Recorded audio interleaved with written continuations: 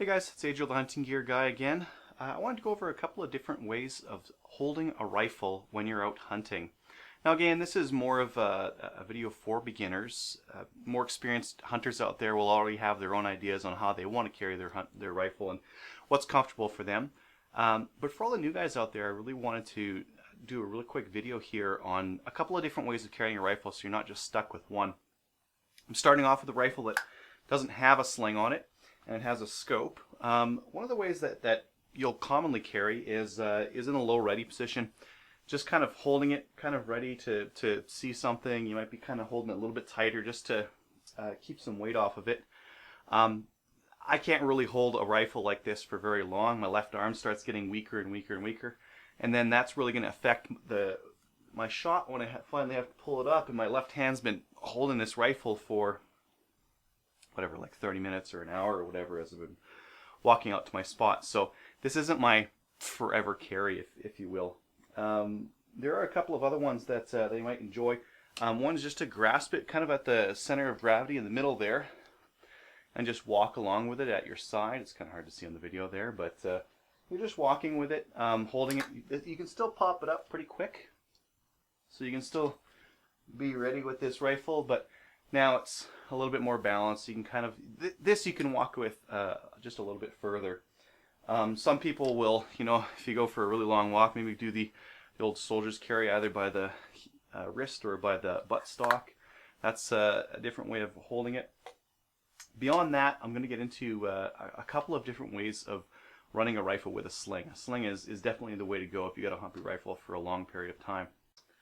Now the first couple of ways I'm going to show you guys are just real basic ways, but for beginners they don't really have a lot of guidance on this stuff. And the first way is just an American style, and that's just using the padded bit.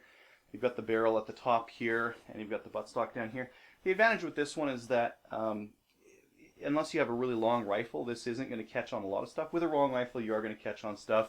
You might hit the doorway of the house as you're going out, kind of a thing. But at least it offers really good control on the rifle. You can squat. I find with mine, just they tend to slowly slip back if I walk with them without having a hand, at least up here. That's not all that bad, right? I'll live with that. The downsides of this one, this is a really slow carry position to get into ready to fire.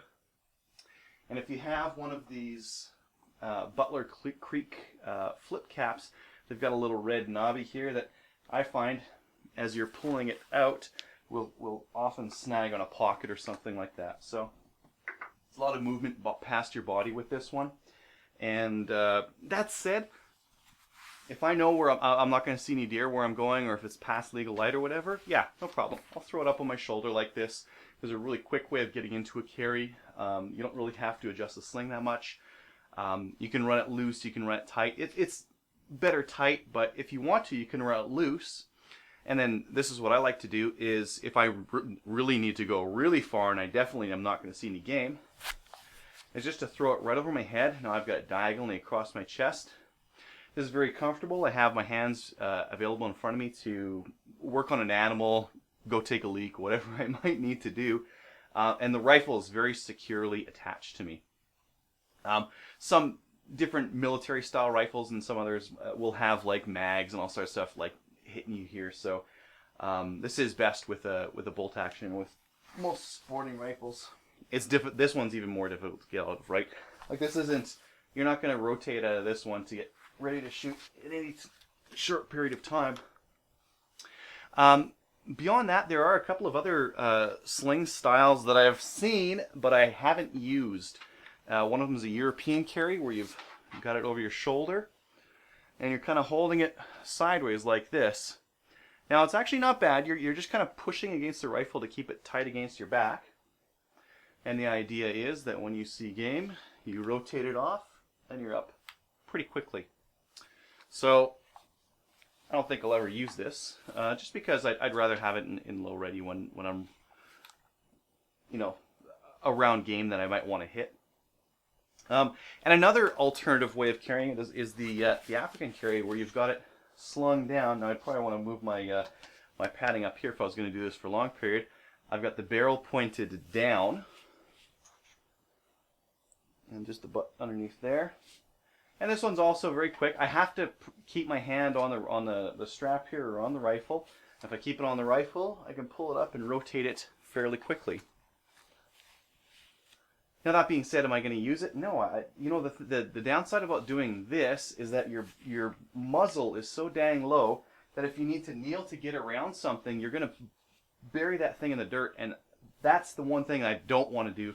I don't want to banana peel my rifle because it's been chocked full of mud or something I just didn't notice, right? So commonly, I'm going with American carry or over the shoulders and strap right across here. This is very comfortable, very easy to use. Doesn't take much training. I'm just holding it like that, and it's still fast enough to pull off. You know, I'm still not going to use this when I'm really ready and when I think I need to shoot game. Now, if you end up having to do really, really long treks and you want something that has a little bit faster response time, but still carries in a really comfortable position, you might want to try a safari sling or something close to it.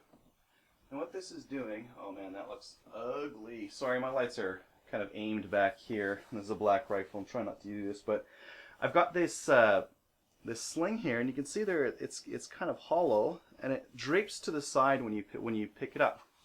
Similarly on the butt here, we've got that kind of hoop. These are actually solid. They've got some solid pieces on here, and this slips off the butt when you bring it up and ready. So you have it kind of aimed up like this. It's pretty easy to use, and when I'm ready, I just pull it up. This catches a little bit on the front. You wouldn't want to use this with really low sights. And you can see through there quite clearly.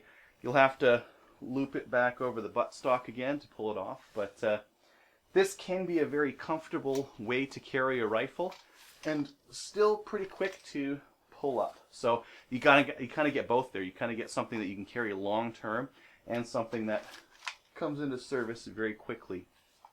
Now the last style I wanted to show was a single point sling, and it's a last style because this doesn't really make a lot of sense for hunting purposes. Most of the time when you're hunting, you're going to be using a 2-point sling. 2-point slings connect at 2 points. There is such a thing as a 3-point sling, but again, for hunting purposes, we're not really going to look into it. This is more of a hunting channel, not a survival or you know, things have all gone wrong kind of a channel. But some people might want to run one simply because they're fairly comfortable. There are some downsides. It's kind of swinging wherever it wants to there. I got the same problem where if I kneel, the barrel's going into the ground. But what it does is lets me pull it up very quickly. And I mean, this is more of an advantage for tactical guys, but you know, maybe for hunting, you'd also want to go, geez, I haven't done this in a million years, on your offhand. So there's a single point sling. It attaches very easily. It detaches very easily because it's only one. So if you want to pull off your rifle and kind of put it to the side while you go to the bathroom, I guess that's convenient. But all in all, you know, not something I would recommend for hunting very often over just a standard 2-point sling. Now, just a couple of carry methods that I forgot about that I wanted to just quickly mention.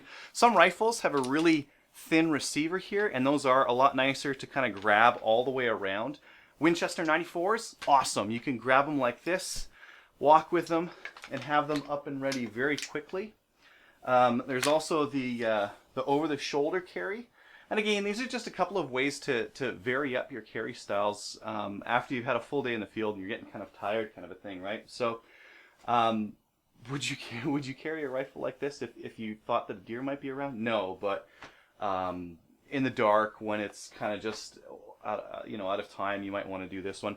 Some of the downsides about this one, you are pointing your barrel at way more than just the ground. I prefer to point the barrel either nice and high or nice and low, so that if I'm walking with other people, you know, you can't really do this one with other people because you're pointing the barrel kind of at head height kind of a thing. Whereas I prefer to point my barrel, and really, if I'm walking with other people side by side, I prefer something that's pointing down and straight so that it's not really going to affect them. So That was just a couple of ideas on some different carry methods that you could try.